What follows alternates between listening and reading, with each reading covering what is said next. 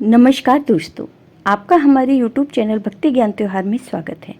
आज मैं आपको नाग पंचमी की कहानी सुनाने जा रही हूँ। अगर आपको ये कहानी पसंद आई तो कमेंट बॉक्स में नाग देवता की जय अवश्य लिखिए। श्रावण मास के शुक्ल पक्ष की पंचमी तिथि को नाग पंचमी का पर्व श्रद्धा और आस्था से मनाया जाता है। शास्त्रों में इस दिन का विशेष महत्व बताया गया है, क्योंकि नाग पंचमी तिथि के अधिष्ठाता देव नागराज माने गए हैं। इस दिन नागों की पूजा, व्रत तथा कथा का पाठ करने से काल सर्प दोष का निवारण होता है, भय समाप्त होता है और परिवार की रक्षा होती है। धार्मिक मान्यता के अनुसार इस दिन नाग देवता का स्मरण कर उनके प्रति श्रद्धा प्रकट करने से वे प्रसन्न होते हैं और अपने भक्तों को सुख शांति का आशीर्वाद देते हैं। किसी नगर में एक सेठ जी रहते थे। उनके 7 बेटे और 7 बहुएं थीं। इन 7 बहुओं में से 6 बहुओं के तो पीहर थे, लेकिन 7वीं बहू के पीहर नहीं था। जब वह गर्भवती हुई तो उसे घेवर खाने की इच्छा हो रही थी। उसके पीहर नहीं था तो उसने एक घेवर चुरा कर पानी भरने गई, तब ले गई। वहां जाकर पेड़ के नीचे घेवर रख दिया और सोचा कि पानी भरकर आराम से घेवर खा लूँगी। जब वह पानी भरकर घेवर लेने गई तो वहाँ घेवर नहीं मिला। उस पेड़ के पास एक बामी थी, उसमें एक नागिन रहती थी। वह नागिन भी उस समय गर्भवती थी। घेवर को देखकर नागिन की इच्छा उसे खाने की हुई और उसने घेवर खा लिया। उस नागिन ने सोचा कि यदि साहूकार की बहू मुझे गाली देगी तो मैं उसे डस लूँगी, और यदि कुछ नहीं कहेगी तो इस बिना पीहर की को मैं पीहर दूँगी। साहूकार के बेटे की बहू ने कहा कि शायद कोई मेरी जैसी होगी जिसने यह घेवर खा लिया होगा। ऐसा सुनकर नागिन बहुत खुश हुई और उसने अपने बेटों से कहा कि तुम इंसान का रूप बनाकर जाओ और साहूकार के बेटे की बहू को लेकर आओ। नागिन के बच्चे इंसान का रूप बनाकर साहूकार के घर चले गए। वहां जाकर उन्होंने कहा कि हम हमारी बहन को लेने के लिए आए हैं।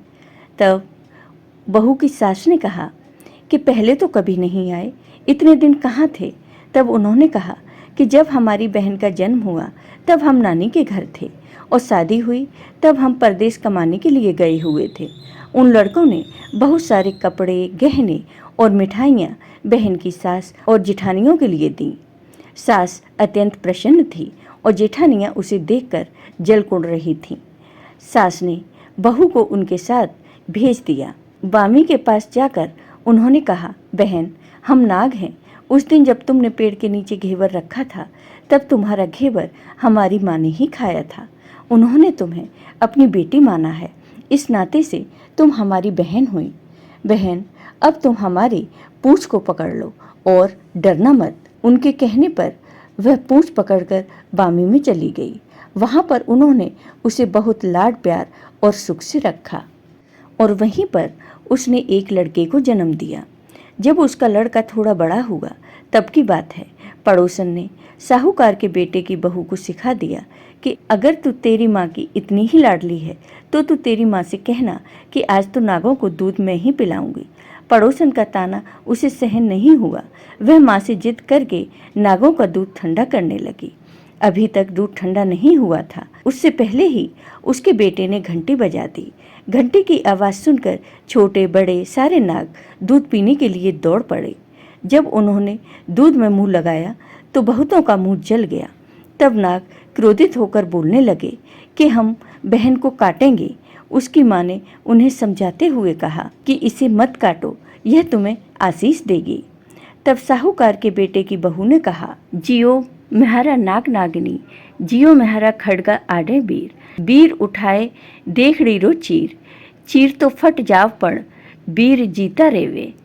थोड़े दिन बीत जाने के बाद पड़ोसन ने फिर से ताना मारा कि यदि तेरी माँ तुझ पर विश्वास करती है तो तुझे 7वें कोटे की चाबी देती।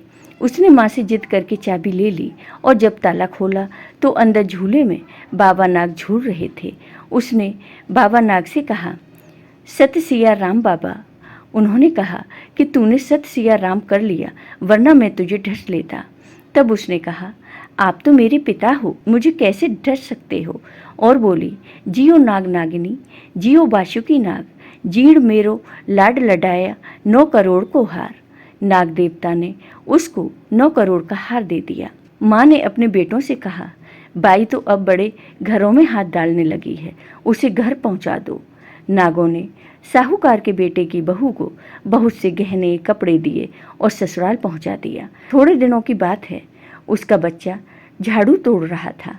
ताई ने कहा, झाड़ू मत तोड़, इतना तोड़ने का शौक है तो तेरे नाना मामा के यहाँ से लाया होता। सांपों ने सुन लिया। माँ से जाकर कहा।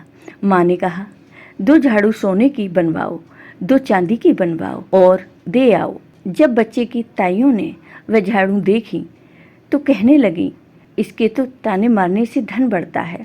कुछ दिनों के बाद की बात है, बच्चा गेहूं बिखेर रहा था। ताई ने ताना मारा, गेहूं बिखेरने का शौक है तो नाना मामा से ले आता, हमारे यहाँ तो मत बिखेर। सांपों ने सुन लिया। जाकर माँ से कहा।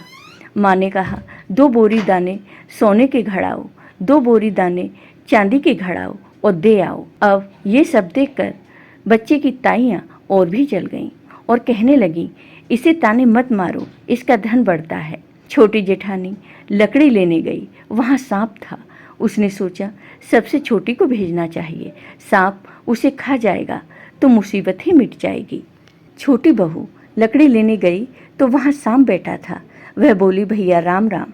सांप ने झट से बिछुए दे दिए। वह पहनकर छमछम करती चली आई। जेठानियाँ देखकर और जल गईं। 2-4 दिन बाद पान की गड्डियों में एक सांप देखा तो बड़ी जेठानी ने सबसे छोटी को पान लेने भेजा। उसने सोचा आज अवश्य सांप काट लेगा। सांप को देखकर छोटी बोली, भैया घर के क्या हालचाल हैं? घर में सब ठीक तो है ना? सबको मेरा राम राम कहना। सांप ने मुंदड़ी पहना दी। जेठानियाँ फिर से जल कुड़ गईं।